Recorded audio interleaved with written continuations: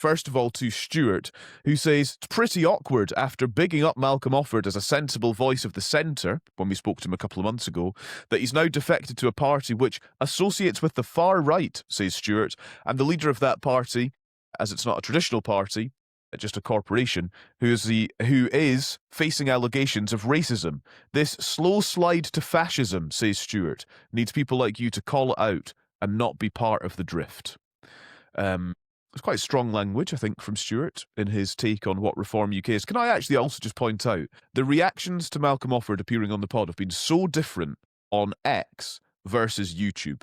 And I don't really know what the kind of, data on that is. In what way, Callum? Well, so on YouTube, people are sort of like, this was really interesting, thanks for the conversation with Malcolm, really fascinating to hear him. And on X, it's been very, we hate Reform, we hate Nigel Farage, Malcolm Offord, he's an unelected lord. I just thought the reactions have been they've been really diametrically opposed, actually. Yeah, well, I think it's fair to say that Stuart is probably not a Nigel Farage fan. That's fine. Sure. Neither am I. So that's all good. I think I think it's important to try and separate some of this stuff out.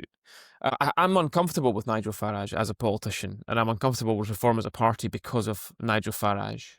And, frankly, all things being equal, I think Malcolm Offord's got a lot of talent. Would I rather he was in a different party? Yeah, I probably would, to be honest with you. But I just think we have to be really careful with the language we use and the presumptions that we make. We might talk about this a little bit later on with some interesting polling stuff that revolves around Reform, actually. Because the people who are voting for Reform do not subscribe to the view of themselves that Stuart has of them. That is not what they are. And actually, I think they would recoil against that and be quite offended by that. So, maybe it's fair game for Farage. I personally wouldn't use these terms about Farage.